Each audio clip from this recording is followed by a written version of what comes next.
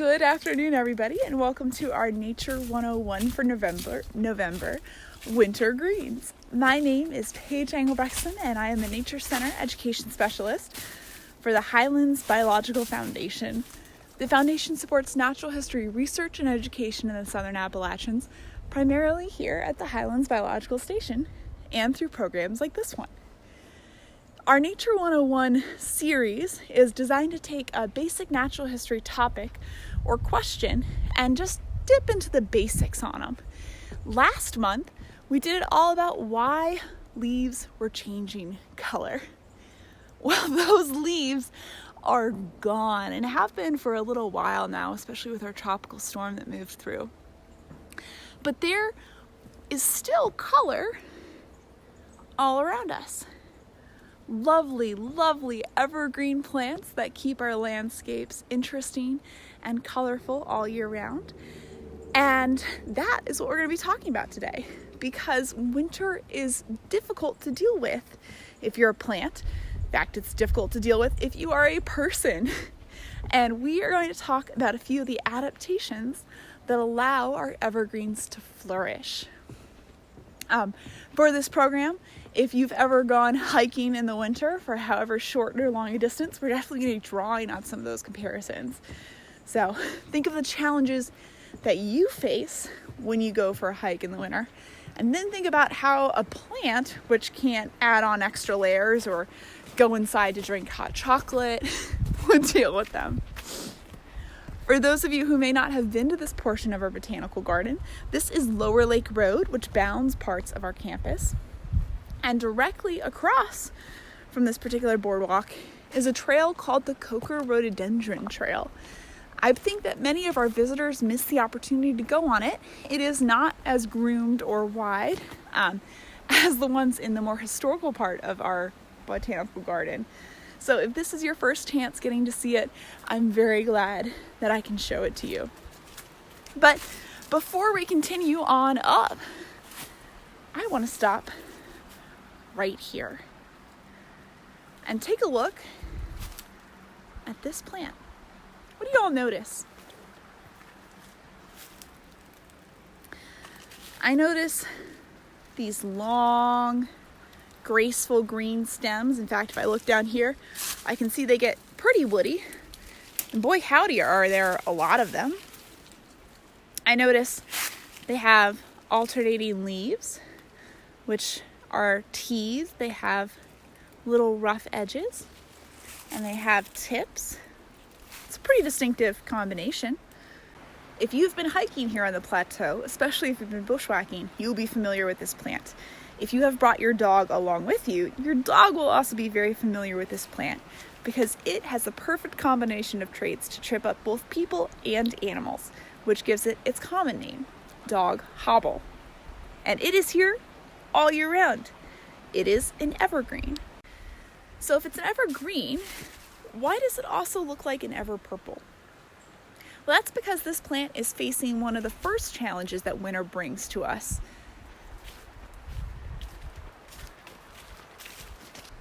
When the leaves fall off this tree, or all of the trees around here, it greatly increases the amount of sun that's reaching the ground. Kind of like in the winter, if you're hiking on snow, if you're not careful, you're going to get sunburn because you're receiving much more sun exposure than normal. Well, as people, to avoid sunburn, we put on sunscreen. As a plant, dog hobble is producing a pigment called anthocyanin to act as an internal sunscreen. If you've heard of anthocyanins before, they do produce that beautiful red color in many fall deciduous trees. Here, this purple, bronzy brown color is another look that it can offer. So it's shielding the dog hobble from the intense sun. And I can tell you, having been out here at a couple different points to practice, the sun is coming right through the trees. I mean, pretty much everywhere that I'm squinting would be shaded if we were in the middle of summer. So you can just imagine how much more sun this dog hobble is getting now as compared to even 2 or 3 months ago. So sunlight, who'd have thunk that? It may be warming, but it's also potentially harmful, which if you're like me and you've occasionally forgotten sunscreen on more than one occasion, you will be aware of. Don't listen to that, Mom. I apply sunscreen all the time. Being able to make your own, though, is a pretty handy trick.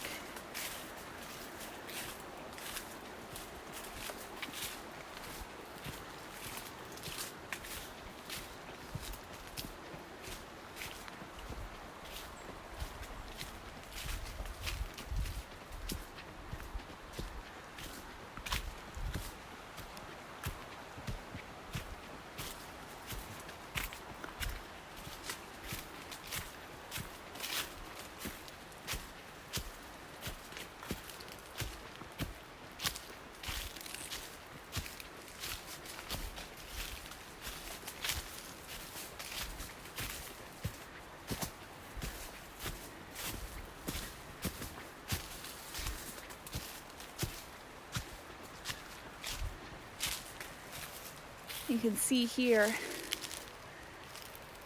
again, that bronzing color. I don't know that I would want to turn bronze if I made my own sunscreen. I definitely wouldn't want to turn purple either. Blue? That'd be pretty cool.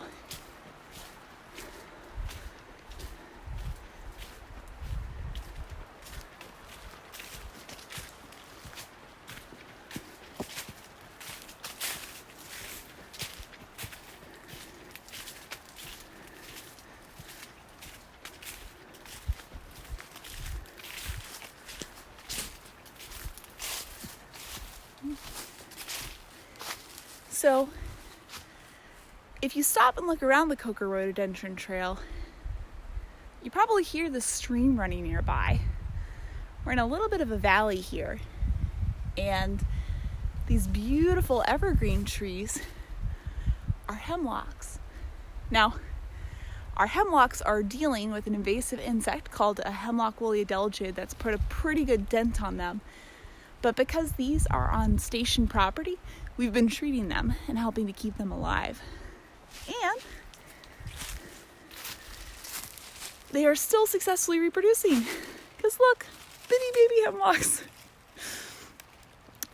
And this is the perfect little hemlock.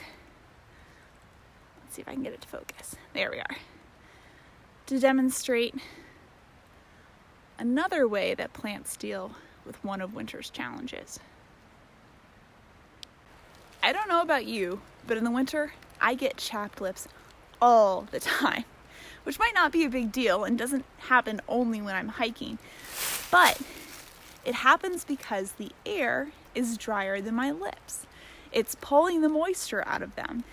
And I have to laugh when I think about that because we're in the middle of a temperate rainforest with ridiculous humidity levels. How can it be dry in the winter? But it is, and my chapped lips prove it.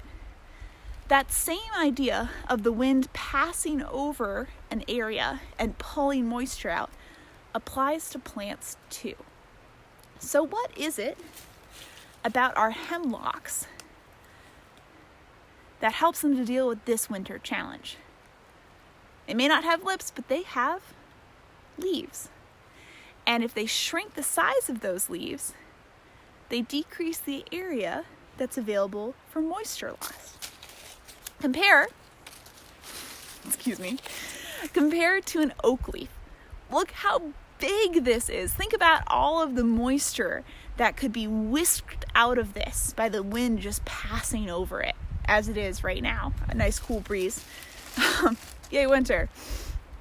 Now compare that one leaf with a singular needle. I might need to flip this around for this.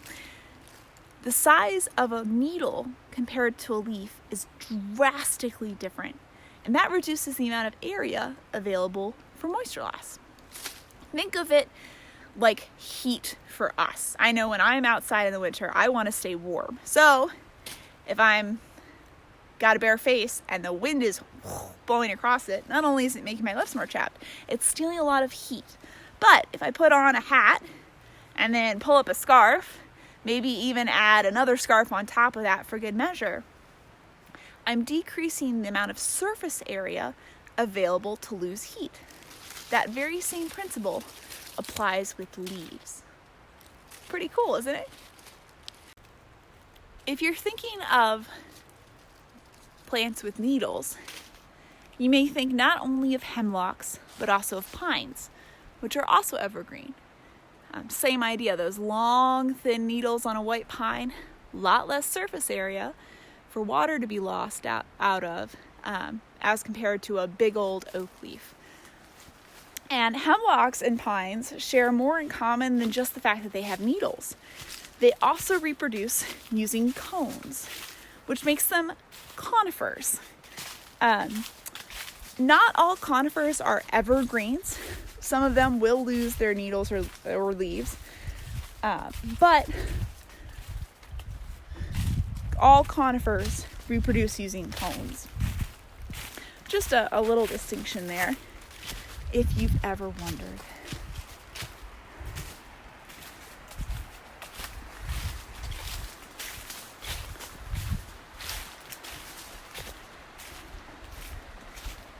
Actually, we're going to pull over to stop right here and talk about this guy.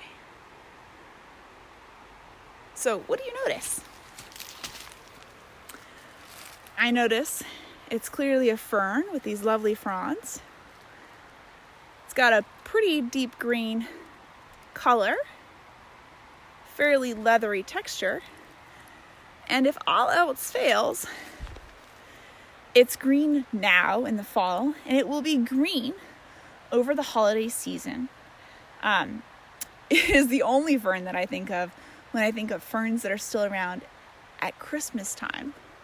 And if you look at the pinnae, some people say, sorry, I'm trying to figure out how to hold this well. That's awkward. This looks like Santa on his sleigh, or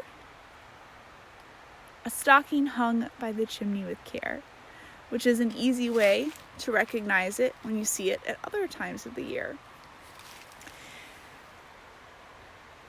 Thinking about the challenges we've already discussed, sun exposure doesn't seem to be a huge concern. It's kind of shady on this particular stretch of trail. So, not sun exposure. The pinnae are pretty small. They're similar to needles in that respect, so water loss may not be a huge issue. What's another challenge that this Christmas fern has to face? It's one that I'm starting to feel right now.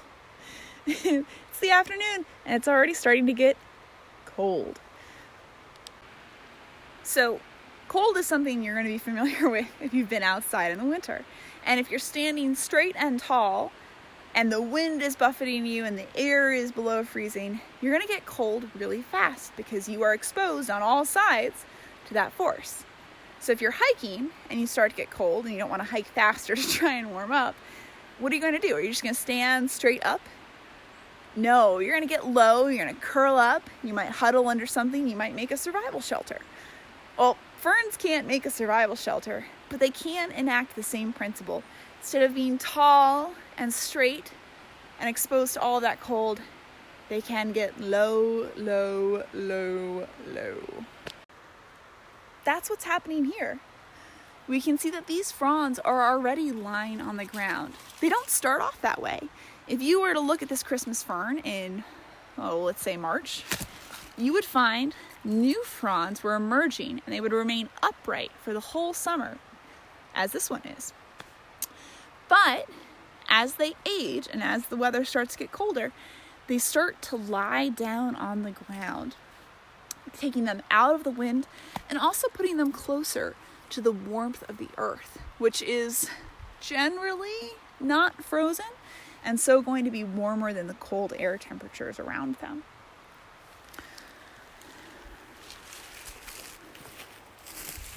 Pretty nifty trick.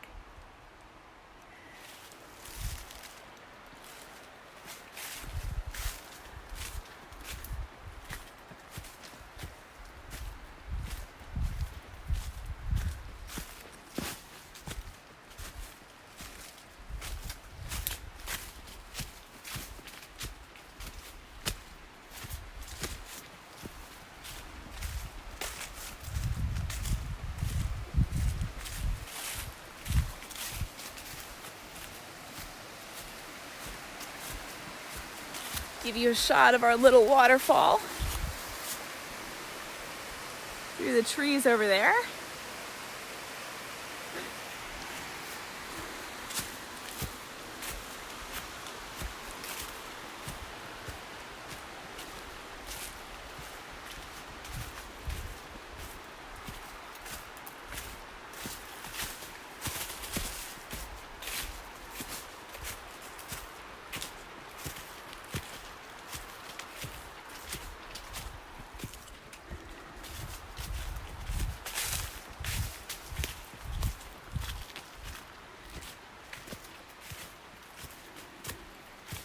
Now, I invite you guys to take a good look at the shrub dominating this hillside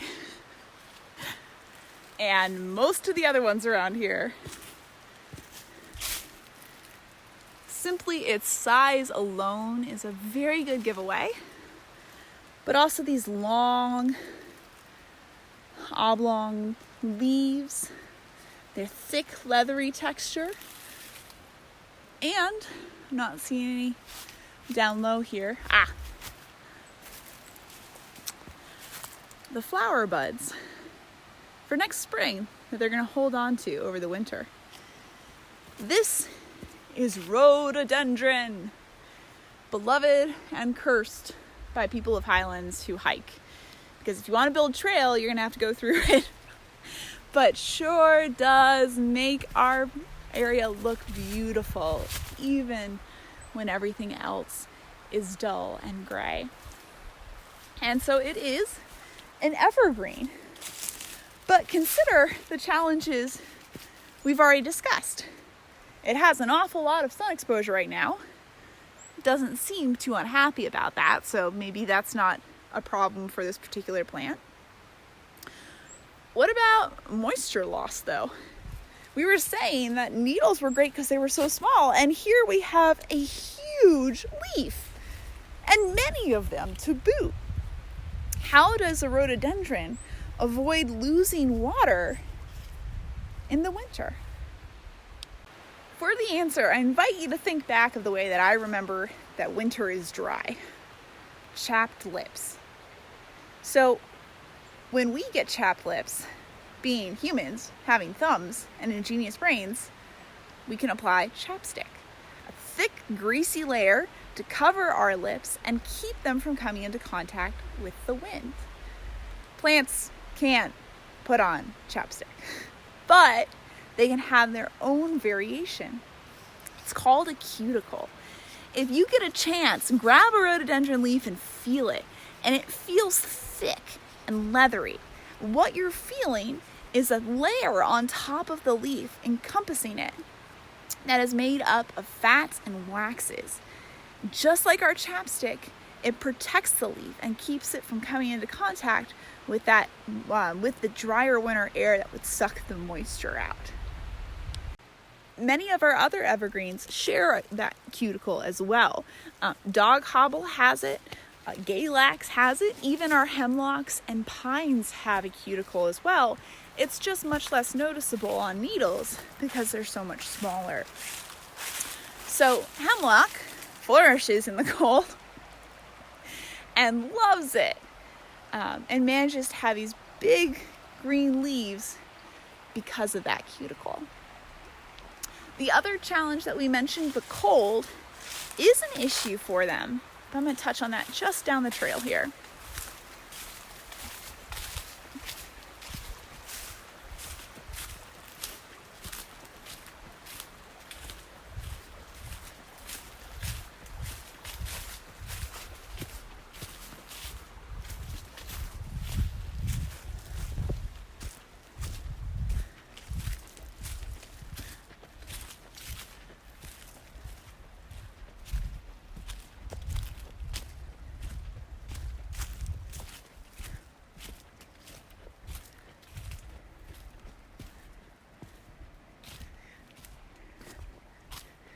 So, sun exposure, they can deal with.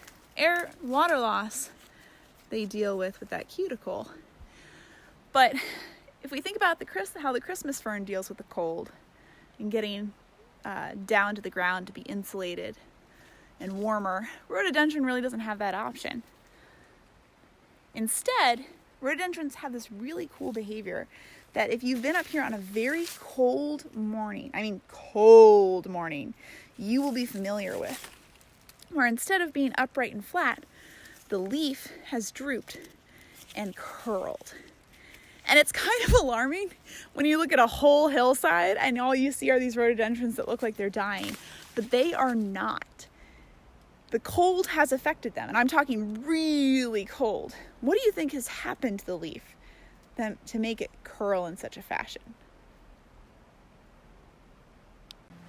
If you guessed that leaves curling had to do with preventing further water loss, that is not a bad instinct. It is related to water, but the water that's inside of a leaf. Because in very, very cold conditions, rhododendron leaves can freeze.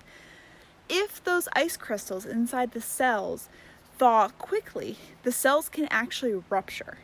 If those ice crystals thaw more slowly and gradually, however, that damage can be minimized.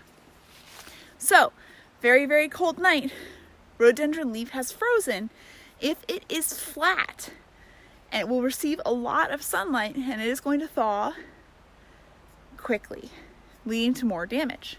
However, if it curls, it limits the amount of surface area and the amount of sunlight that it's going to receive. So it is going to thaw more slowly. So when you look out over the hillside and you just see curled rhododendron leaves as far as the eye can see, it's a mechanism to help protect the leaf from that damage, which is pretty cool and not quite as alarming. It was the first time I saw it and thought they were all going to die. Nature. So we are coming now to the end of the Rhododendron Trail and the end of our Nature 101 program. Now, when you're walking around in the brisk November and December weather, and you encounter chapped lips or cool air, you will have an understanding of how plants can beat those as well as people can.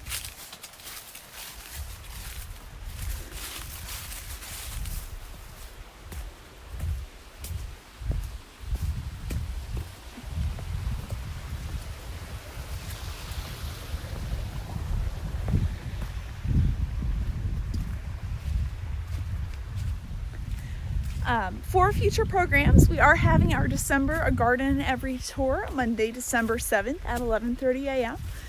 So please join us for that. And we will be having a December Nature 101 as well on the third Tuesday of the month. Beyond that, if you're interested in additional programming updates or just great news from the Foundation, sign up for our e-blast at highlandsbiological.org. We will be running a Giving Tuesday campaign this year, focused on our Nature Center animal ambassadors. Even though the Nature Center has been closed, they have been with us and will continue to be with us, most for many, many years to come. So if you'd like to support them, check that out as we draw closer. There's the end of the trail. And if you have donated, either because of these programs or what you've learned, I really, truly appreciate it and just want to extend a very heartfelt thank you. When I am counting my blessings this Thanksgiving, please know that you all will be among it. I love this job and I am very grateful that you are helping me to continue doing it. If you have questions, comments, suggestions, corrections, please drop them in the comments or just say hello. Certainly love hearing from you all. And as you go about your holidays, if you are in the area, the Botanical Garden is still open dawn to dusk year round. Please be safe, be well, and take care, because I hope to see you on the next program. Bye.